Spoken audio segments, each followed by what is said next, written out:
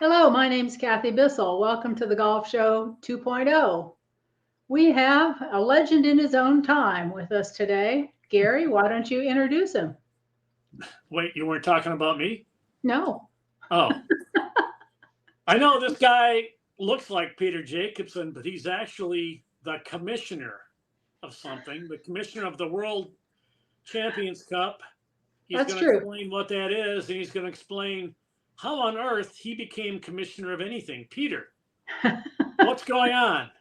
I'm not the commissioner, Gary. I'm chairman. You have to get that I'm sorry. straight. Chairman of the board. You're like Frank. The fun thing about starting an event is I guess you can put yourself in with any nameplate you want. Yep. So as much as I would like to be as player, I'm only probably 15 years too late, but we're real excited about the World Champions Cup. I'm so proud to be involved with my good friend Charlie Besser. We've been kicking around this idea for probably 5 years. So to see it happen and come to fruition is very exciting. And it's coming up quick. First week in December down in Bradenton, Florida. Yeah, instead of chairman, you could have gone with my favorite word, which is czar. He can still do that. There's still time. Yeah, I could do that. We haven't had it yet. Is there a? It's kind of like car with a Z, isn't that right? Yeah. Okay. That's correct. That's correct. But it's the czar. czar with a C. Yes. It's like, yeah, I don't have that kind of knowledge, like knowledge with an N. Yeah, that's it. Well, Peter, so how did you come up with this idea? Yeah, exactly. Yeah. A lot of people have kicked around this idea, as you both know from your history in the game of golf. But I think probably Charlie and I talked about this 5 years ago. Intersport, Charlie Besser and his company, they founded and run the Rocket Mortgage Classic up in Detroit. Okay. All right. And Charlie and Intersport, they've been innovators, and I've done that to a pretty small degree with my company, Peter Jacobsen Sports, over the years. So we really kicked around this idea that we have to do this. And as you know, creating tournaments or founding tournaments is all about the money. Yes. So we knew that we could put it together, and Charlie tasked me with being in charge of the players. So I asked my three good friends, three guys that were just turning 50, Ernie Els, Darren Clark, and Jim Furyk, to be the captains of their respective teams for many reasons. Number one, they're Hall of Fame people. They're Hall of Fame golfers. They've got the respect of the other players and I think the world of golf in general. So that was a real easy choice. But then it's about finding the money. And we've been going about that for the past 5 years. And we are, and we're just excited, ready to kick this off. I hope you both can attend.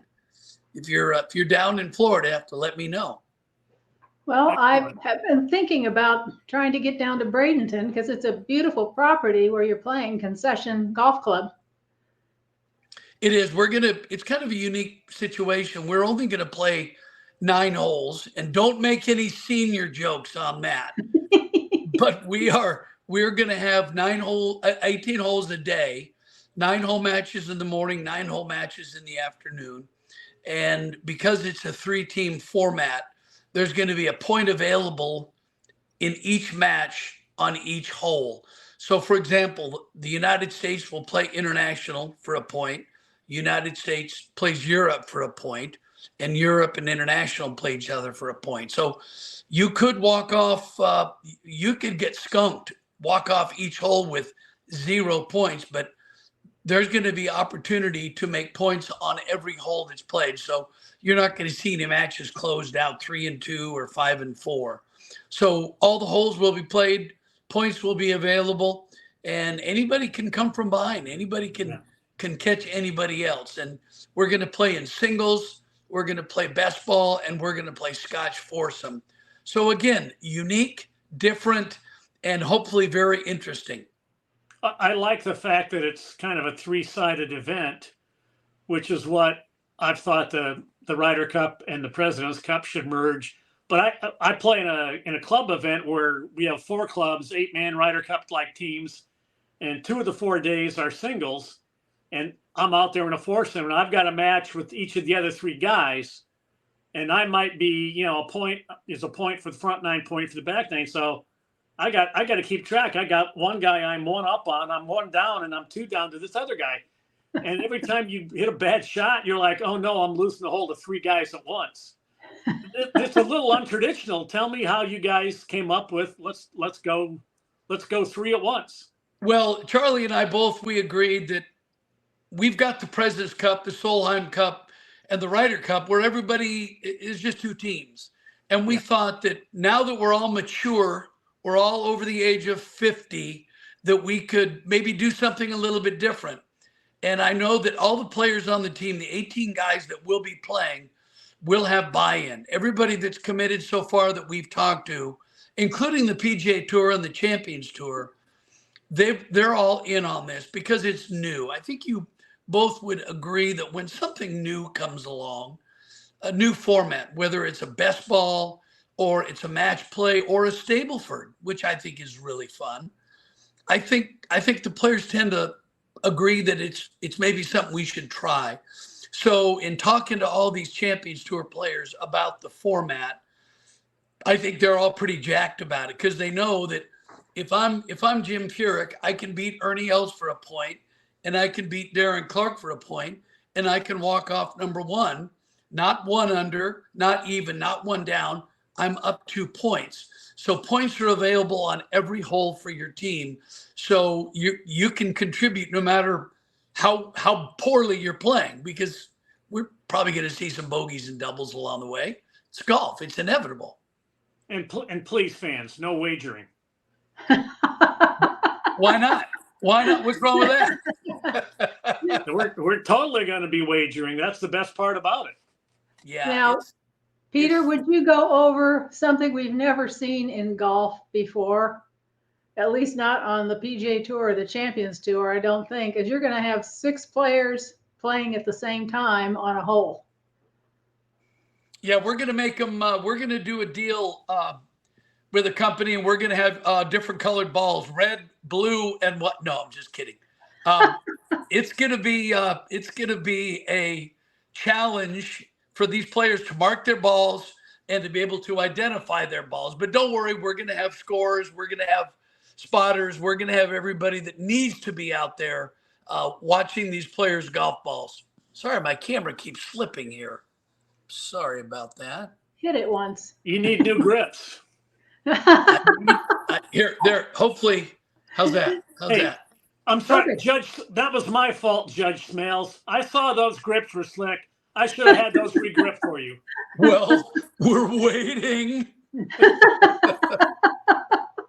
Danny, I've sent boys your age to the gas chamber. I didn't want to do it, but I felt I'd do it to them. What are you doing this weekend?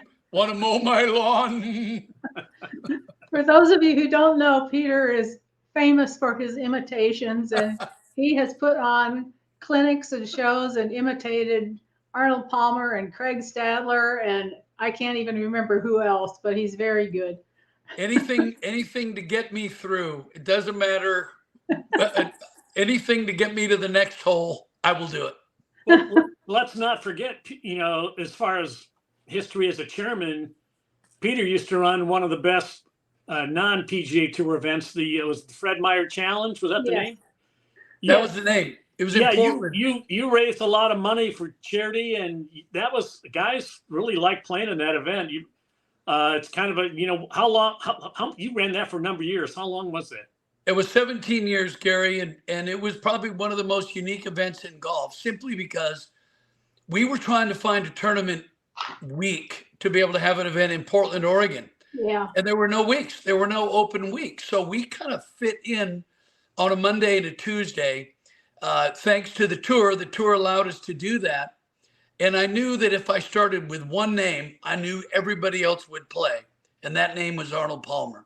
Yeah, he was your partner every year, wasn't he? He was my partner. I went to Arnold and said, Arnold, I'm trying to raise a lot of money for my hometown of Portland. Would you play?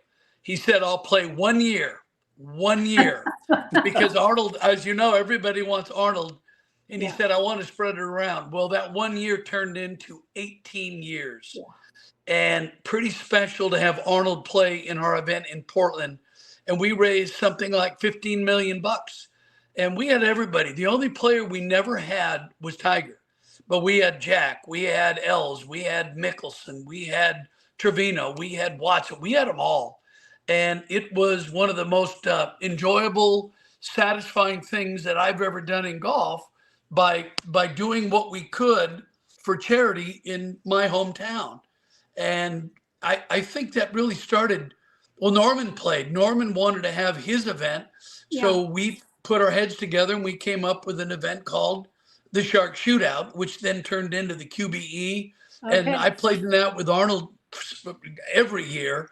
And that was the start of a lot of cool tournaments. We also founded the CVS Charity Classic that Brad Faxon and Billy Andrade hosted.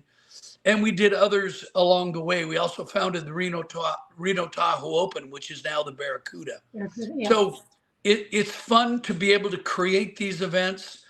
I love playing inside the ropes. That was what I cut my teeth on, being a tour player. But it's fun to be able to focus on what's going on outside the ropes with all the hospitality and all the corporate involvement and all the media and all the fans. That's what's fun about it for me. Well, and as it turns out, you have the perfect personality for that. Not everyone does. I mean, you don't mind talking to total strangers and making them feel at home and like they're having a great time. And some people just really have a hard time doing that. So, you know, your personality adds to your skill at getting the event done. Well, I appreciate you saying that, Kathy. The one thing I take my golf very seriously. I've never taken myself too seriously to where, and I learned that from Lee Trevino. Trevino was so great. Whenever we'd play together, he'd always tell me, look, it takes 1 minute to hit a golf shot. When the club comes out of the bag and it's in the air, you're all into you. And then when the club goes back in the bag, you've got to become, well, I should say, when the ball's in the air, it's all about your golf. But when the club goes back into the bag, you're all about who you are. And I enjoy people. I like talking to people, whether they're inside the ropes or outside the ropes. So I think it did help. It worked in my favor. And I think hopefully we're going to bring that to the World Champions Cup with all these other players, the 18, my fellow professionals who I'm still very good friends with and love to see them on the road when I'm doing television. I'm not competing anymore. I gave that up last year. These guys are too good, and I make too many bogeys. They are surprisingly good. Yeah, tell us, well, the World Champions Cup. What are these guys playing for? Is there a trophy? Is there prize money? Are they? You know, we just went through the Ryder Cup money controversy again. Are these guys getting some money? Are they playing for prize money? Tell us how it works. Yes, all of the above. There will be a trophy. There's going to be a trophy that will a perpetual trophy. The logo is pretty cool. The trophy is beautiful, and the winning teams will get replica trophies. Yes, each player on the winning team will receive $100,000. Second place will be $75,000, and the third place, I'm not going to say the last place team, just going to say the third place team will get $50,000. It is unfortunate to hear all the controversy. I played on 2 Ryder Cup teams. I didn't care about making money. I felt the pride in playing for my country. I qualified for both teams because I didn't think any of the captains would pick me, because I don't think any of the captains would have thought I was serious about what I was doing. But I was proud that I qualified for both teams. And just putting on the red, white, and blue and watching them raise the flag was enough for me, and having a chance to compete for the country. But it was different then. It's big money now, and I am not going to criticize anybody for wanting prize money or asking for prize money. Any of the stuff that went on, I was not privy to. I don't know what's going on with these guys, but I think it might be time for the founding bodies, which the European Tour and the PGA of America. Maybe it's time to look at that. I don't know. I don't have a recommendation because I'm not involved. I'm not seated at the table making those decisions. But for me, playing on Ryder Cup teams was probably the greatest honor and the most thrilling time I ever had in my tour career. Does your WCC trophy have a name? I think you just called it that. It's the WCC trophy. No, we don't have a name. Why? What are you thinking? Well, I don't know. I mean, you could call it the Palmer Cup, or you can name it after somebody. The Jacobsen Cup, whatever you know. I don't know. I'm just asking. You're giving us a pretty good idea. I don't know, but yeah, you've got my wheels turning. Maybe the Van Sickle Cup. I don't know. Yeah, well, that turns it into a first class event immediately. Yeah, the Bissell Blast would be better. Yay! So the dates are December 7 to 10. Is that right? Yes, it's pretty cool. We're going to be on ESPN and ABC. ESPN Thursday, Friday, and ABC on Sunday. We hope to catch maybe a little bit on ABC on Friday as well. But we're also on the Jimmy V Week. Jimmy Valvano, is a huge fundraising opportunity within the ESPN ABC family. We're going to play Thursday, Friday, then we're going to have a pro-am on Saturday. Obviously, we're smart. Charlie Bessler smart enough to avoid college football on Saturday. So, and then we're going to resume on Sunday, and we're going to have a unique pro-am on Saturday. Details yet to be nailed down, but again, a lot of cross promotions with ABC and ESPN with the Jimmy Valvano Week and the World Champions Cup. So it's going to be interesting. Maybe it's the Valvano Cup. Maybe it is. It's a good thought. Good thought. Yep. Or the Mike Hulbert Cup. I could go with that. I don't know. The Van Sickle Cup is sticking with me right now. Maybe until we get off this call. Yeah, I don't think that's going to fly. People say the what? The Jim Murray Cup. I introduced you as the winner at the dinner this year, the winner of the Jim Murray ASAP Sports Award for being the friendliest, most cooperative talker in golf. It was pretty much a lifetime achievement award. So maybe Jim Murray Award, you can do whatever you want. But I was going to say you've had your hand in everything. You've been an administrator, you've been a player, you've been in TV, you're a musician. And I've told you, and I have had this conversation many times. Those Jake Trout and the Flounders, there's some great music in there that you got some pros to help you with. But those CDs were really good. I still quote them anytime I see Mark Lai. I always come up with a line and say, "We found him in the clubhouse eating donuts. Sometimes I wonder if these guys really care." And he'll go, "Oh," and he'll tell me the song. So Peter, you really are a multimedia person. I think you've had your hand in more things than anybody. I think for people who maybe were not around when Jake Trout and the Flounders were playing, Peter, why don't you describe to us what that was and who was involved? Well, back in the day, Payne Stewart, Mark Lai, and I, and Larry Rinker and John Daly, we all played music. We didn't fish or hunt. In fact, I still don't fish or hunt to this day, but I have a guitar in every house, in every room in the house. And we just decided we would always talk about music, and we would, whenever we had a chance to play with Huey Lewis or Glenn Frey or Stephen Stills or Alice Cooper, we would always talk music. So I started thinking about music in terms of golf lyrics. And I just started jotting down one day Alice Cooper's song called 18. Remember the Teenage Lament? Well, that song became I'm on 18, and it became a choker's lament. And Mark and Payne and I got together. We started writing lyrics to songs of people we played golf with. So when we put these songs together, we went to Glenn Frey and Huey and Alice Cooper and Stephen Stills and Neil Young and Kevin Cronin with REO Speedwagon, all people we play golf with. And we said, could we do these songs? And they said, sure, go ahead. So we put together 2 records.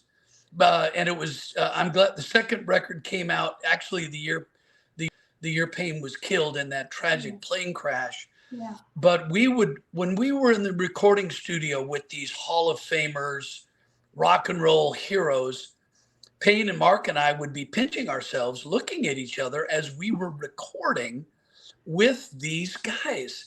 And we always used to say, how the heck did we get here? We were playing last week in the LA Open, and here we are in LA recording in a studio with Graham Nash and Stephen Stills and Darius Rucker and Huey Lewis.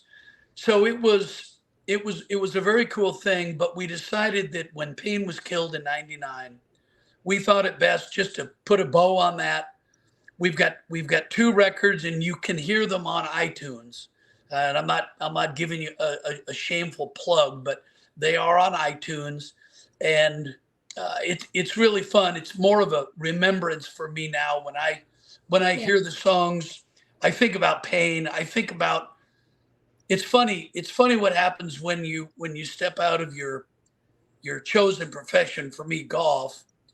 I can't remember every shot or every iron I hit, but whenever we recorded those songs, I can remember being at the microphone, singing, or with my guitar, looking across at Stills or Graham Nash on the soundboard, or Huey or somebody recording a lyric, and think to myself, that was the most fun time I've ever had in my golf career. Just different than winning a golf tournament, because winning a golf tournament is something you expect yourself to do. But playing guitar on a song that Stephen Stills wrote called Love the One You're With, now it becomes the song we wrote, which was Love the One You With. So it was crazy time, and every time I listen to those songs, as Gary just said, it's still crazy time.